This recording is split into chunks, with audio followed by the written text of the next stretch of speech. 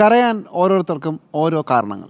അങ്ങനെയാണ് കോൺഗ്രസ്സിലെ എല്ലാ കാലത്തെയും അടികളെ നമ്മൾ കണ്ടത്. നമ്മൾ എത്രയോ കാലമായി എത്രയോ തിരഞ്ഞെടുപ്പുകളിലും സംഘടനാ തിരഞ്ഞെടുപ്പുകളൊക്കെ നമ്മളിത് കണ്ടുകൊണ്ടേയിരിക്കുന്നതാണ്. ഒരു കാലത്ത് കെ കരുണാകരനും എ കെ ആന്റണിയും തമ്മിലുള്ള വലിയ പടയോട്ടങ്ങൾ, അവിടെയാണ് നമ്മളൊക്കെ നമ്മുടെ മാധ്യമപ്രവർത്തനമൊക്കെ തുടങ്ങുന്ന കാലത്ത് ഇതാണ് സീൻ. അതിനുശേഷം ഐ ഗ്രൂപ്പിനകത്ത് സ്പ്ലിറ്റ് ഉണ്ടാകുന്നു, എ ഗ്രൂപ്പിൽ സ്പ്ലിറ്റ് ഉണ്ടാകുന്നു, പുതിയ ആളുകൾ വരുന്നു, കെ കരുണാകരൻ പുറത്തു പോകുന്നു. അന്നൊക്കെ എല്ലാ ദിവസവും ഒരുപക്ഷെ മീഡിയേറ്റേഴ്സ് ഉണ്ടായിരുന്നെങ്കിൽ നമുക്ക് ഇതല്ലാതെ വേറൊരു വിഷയം ചർച്ച ചെയ്യാനുണ്ടാവില്ല. അത് മാത്രമേ ഉള്ളൂ. അങ്ങനെയായിരുന്നു കോൺഗ്രസിൻ്റെ കാലം.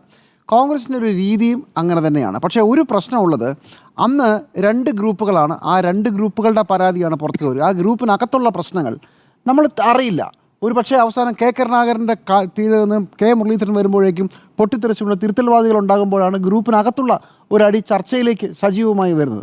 അതുവരെ രണ്ട് പടനായകന്മാർ നിന്ന് പട നയിക്കുന്നതാണ്, അവരുടെ പരാതിയാണ് നമ്മൾ കണ്ടുകൊണ്ടിരുന്നത്. ആ ഗ്രൂപ്പിൽ നിന്ന് ഒരാൾ ഇങ്ങോട്ട് മാറുന്നു, ഈ ഗ്രൂപ്പിൽ നിന്ന് അങ്ങോട്ട് മാറുന്നൊക്കെയാണ് പിന്നെ നടക്കാനുള്ള സാധ്യത. പക്ഷേ ഇപ്പോൾ കോൺഗ്രസ്സിൽ എത്ര ഗ്രൂപ്പാണ്? അപ്പോൾ എല്ലാവർക്കും പരാതിയാണെന്നുള്ളതാണ് ഇതിനകത്ത് ഇപ്പോഴത്തെ ഒരു അടിസ്ഥാനപരമായ പ്രശ്നം. മുമ്പ് രണ്ട് ഗ്രൂപ്പായിരുന്നെങ്കിൽ നിങ്ങൾക്ക് എത്ര ഗ്രൂപ്പ് വേണമെങ്കിലും എണ്ണിയെടുക്കാം. ചാണ്ടിയുമ്മൻ ഒരേ ഗ്രൂപ്പായി. ഇതാണ് സീൻ. അപ്പോൾ ഈ യുദ്ധം നമ്മൾ കഴിഞ്ഞ ആഴ്ച ചർച്ച ചെയ്യുമ്പോൾ അത് യൂത്ത് കോൺഗ്രസിൻ്റെ സംസ്ഥാന പ്രസിഡന്റ് പദവികളിലേക്ക് ഒ ജെ ജനീഷ് വരുമ്പോഴായിരുന്നു നമ്മുടെ വിഷയം. അന്ന് ആരൊക്കെയാണ് പരാതിക്കാർ? അന്ന് പരാതി കൊടുത്തു കേന്ദ്ര നേതൃത്വത്തിന് എ ഗ്രൂപ്പും ഐ ഗ്രൂപ്പും. അത് അബിൻ വർക്കിയുടെ കാര്യത്തിലായിരുന്നു ഐ ഗ്രൂപ്പിൻ്റെ പ്രധാനപ്പെട്ട പ്രശ്നം. അതായിരുന്നു ഏറ്റവും ഗൗരവമായ പരാതി. ഇപ്പോൾ ഇന്ന് KPCC ഭാരവാഹി പട്ടികയുടെ ഇത് വരുമ്പോൾ നമ്മൾ ഈ ഗ്രൂപ്പുകാരെ കാണുന്നില്ല. നിങ്ങൾ രമേശ് ചെന്നിത്തലയെ കണ്ടോ? ഇല്ല. എ ഗ്രൂപ്പിനും ഞാൻ പറഞ്ഞ ബെന്നി ബെഹനാൻ്റെ കീഴിലുള്ള ഗ്രൂപ്പിന് ഇന്ന് പരാതിയില്ല. അവിടെ അന്ന് പരാതി ഇല്ലാതിരുന്ന VD സതീശൻ, കെ സുധാകരൻ മുതലായ ആളുകളാണ് ഇപ്പോൾ പരാതിക്കാർ. അന്ന് പരാതിക്കാർ എയും ഐയുമാണ്. ഇപ്പോൾ KPCC പുനഃസംഘടന വരുമ്പോൾ എയ്ക്കും ഐക്കും പരാതിയില്ല. അവരെ പല രീതിയിൽ സെറ്റിൽ ചെയ്തു, പല പദവികളിലും പരിഗണിക്കപ്പെട്ടു എന്നാണ് ഞാൻ മനസ്സിലാക്കുന്നത്. പ്രത്യേകിച്ച് എ ഗ്രൂപ്പിൻ്റെ കാര്യത്തിലും ഐ ഗ്രൂപ്പിൻ്റെ കാര്യത്തിലും അവർ പറഞ്ഞ പല പേരുകളും അവർ സ്വീകരിച്ചു എന്ന് പറയുന്നു. അപ്പോഴേക്ക് നമുക്ക് മനസ്സിലാകുന്നതാണ് ഈ ഗ്രൂപ്പിലൊന്നും പെടാത്ത ആളുകളാണ് ഇപ്പോൾ പ്രശ്നം ഉണ്ടാക്കിയിരിക്കുന്നത്. അത് VD സതീശനാണ്, അത് കെ സുധാകരനാണ്, അതുപോലെ തന്നെ മുരളീധരനാണ്. ഞാൻ ചാണ്ടിയുമ്മനെ അതിൽ നിന്ന് മാറ്റി നിർത്തുകയാണ്. പ്രധാനപ്പെട്ട നേതാക്കളുടെ കാര്യം ആദ്യം പറയാം. ഇവർക്കെല്ലാം നേരത്തെ നിങ്ങൾ പറഞ്ഞതുപോലെ തന്നെ ഇവർക്കെല്ലാം അവരവരുടേതായ പേരുകളുണ്ടായിരുന്നു. റെക്കമെൻഡേഷൻ രാഷ്ട്രീയം എന്ന് പറയുന്നത് കോൺഗ്രസിൻ്റെ എല്ലാ കാലത്തെയും കൂടപ്പിറപ്പാണ്. അപ്പോൾ ഞങ്ങൾ റെക്കമെൻഡ് ചെയ്ത ആളുകൾക്കും ഞങ്ങൾക്കും ഓരോരോ പദവികൾ വേണം എന്നുള്ളതാണ് ഇതിനകത്തെ കാര്യം. ആ പദവികളിലേക്കൊന്നും വന്നില്ല.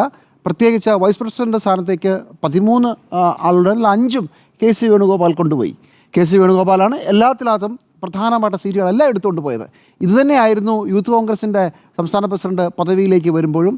അതിനു മുമ്പുണ്ടായിരുന്ന KSU മഹിളാ കോൺഗ്രസിൻ്റെ കാര്യത്തിലും തിരഞ്ഞെടുക്കപ്പെട്ടതിന് ശേഷം ഇവരെല്ലാം KC ഗ്രൂപ്പിലേക്ക് മാറി. ആരൊക്കെയാണ് ഇനി KC ഗ്രൂപ്പിലുള്ളത് ശരിക്കും ഉള്ളത് ദൈവത്തിന് പോലും അറിയാത്ത അവസ്ഥയാണ്. എല്ലാവർക്കും വേണമെങ്കിൽ KC ഗ്രൂപ്പ് ആകാം എന്നുള്ളതാണ് ഒരു പുതിയ സീൻ. അപ്പോൾ ഈ നേതാക്കൾക്കെല്ലാമുള്ള പ്രശ്നം, അത് എ ഗ്രൂപ്പ് ആയാലും ഐ ഗ്രൂപ്പ് ആയാലും ഈർക്കിൾ ഗ്രൂപ്പുകളായ VD സതീശൻ്റെയും കെ സുധാകരൻ്റെയും അതുപോലെ തന്നെ മുരളീധരൻ്റെയും പ്രശ്നം, അവരുടെ എക്സിസ്റ്റൻസ് ചലഞ്ച് ചെയ്യപ്പെടുന്ന ഒരു പ്രത്യേക സാഹചര്യമാണ്. ഇനി നിയമസഭാ തെരഞ്ഞെടുപ്പ് വരുമ്പോൾ 140 MLA സ്ഥാനമേ ഉള്ളൂ പരമാവധി നിങ്ങൾക്ക് കൊടുക്കാൻ. അതിൽ കുറേ ലീഗൊക്കെ കൊണ്ടുപോയാൽ പിന്നെ വിജയസാധ്യത നോക്കിയാൽ 60-70 സീറ്റുകളേ ഉള്ളൂ. നിങ്ങൾക്ക് വേണ്ടപ്പെട്ട ആളുകളെ നിങ്ങൾ എത്ര പേർക്ക് തിരികെ കയറാൻ പറ്റും? അപ്പോൾ അണികൾക്ക് കൊടുക്കാൻ പറ്റുന്ന ഏറ്റവും പ്രധാനപ്പെട്ട പദവികൾ അത് KPCC ഭാരവാഹി പദവിയാണ്. അതുകൊണ്ടാണ് VD സതീശൻ അടക്കമുള്ളവർ പറഞ്ഞത് സെക്രട്ടറി പദവിയിലേക്ക് ആളുകളെ തിരഞ്ഞെടുത്തില്ല. സെക്രട്ടറി പദവിയാണ് ഏറ്റവും കൂടുതലുള്ളത്.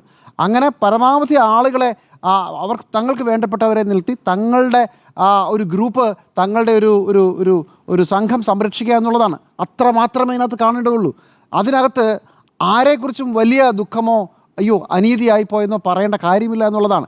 ഇതെല്ലാം അവസരവാദ രാഷ്ട്രീയത്തിൻ്റെ, അവരവരുടെ താല്പര്യക്കാരുടെ, അവരെ താങ്ങുന്നതിൻ്റെ കാര്യമാണ്. ഒരു ഗ്രൂപ്പിൽ നിന്ന് ഒരാൾ മറ്റേ ഗ്രൂപ്പിലേക്ക് പോകുമ്പോഴേക്കും അയാളുടെ ക്രെഡൻഷ്യൽ മുഴുവൻ ഇല്ലാതാവുകയും ഈ ഗ്രൂപ്പ് നേതാവ് അയാൾക്ക് വേണ്ടി സംസാരിക്കാതിരിക്കുകയും ചെയ്യുന്നതാണ് ഐ ഗ്രൂപ്പിൻ്റെയും എ ഗ്രൂപ്പിൻ്റെയും കേരളത്തിലെ കോൺഗ്രസിൻ്റെയും രീതി. അതിന് റുത്ത്ലെസ് ഫൈറ്റാണ്. അപ്പോൾ പിന്നെ നമ്മൾ ആർക്ക് വേണ്ടിയാണ് ഈ വാദിക്കുന്നത്?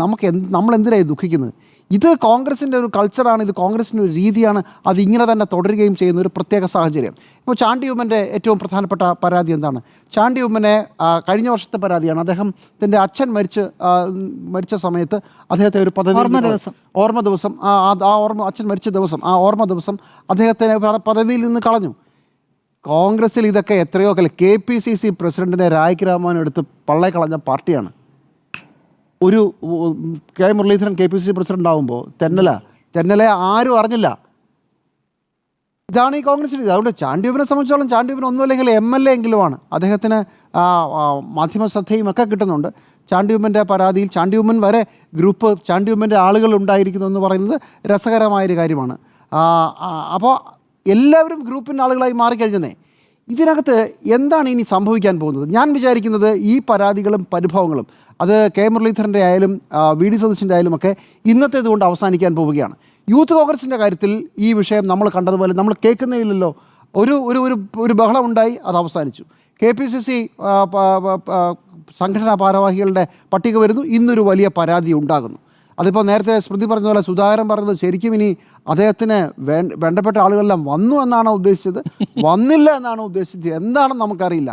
നമുക്കിത് ഗ്രൂപ്പുകാരുടെ എണ്ണം കൂട്ടിയാൽ ആരൊക്കെ കൂടെ ഉണ്ടെന്ന് കൂട്ടിയാൽ നമുക്ക് കുറച്ച് കഴിയുമ്പോൾ കൺഫ്യൂഷൻ ആവുള്ളൂ. കാരണം ഇന്ന് കാണുന്ന ആളല്ല നാളെ നിൽക്കുന്നയാൾ. നമ്മളിത് എന്താണ് ഈ കൂട്ടിക്കൊണ്ടിരിക്കുന്നത്?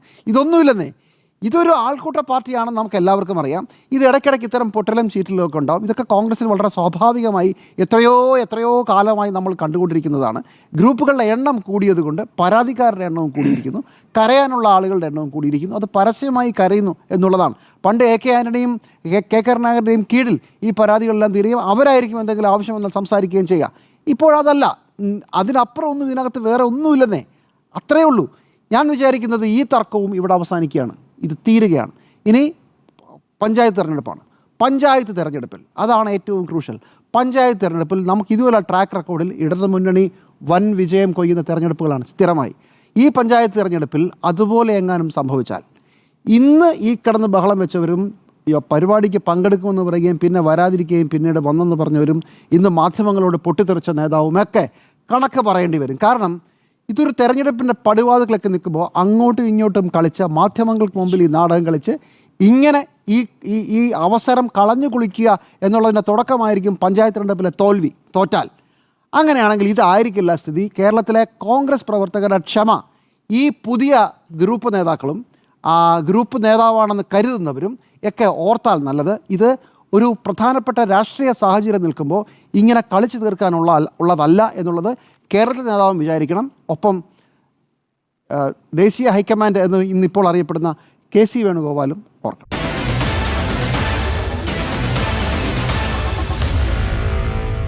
Meet the editors.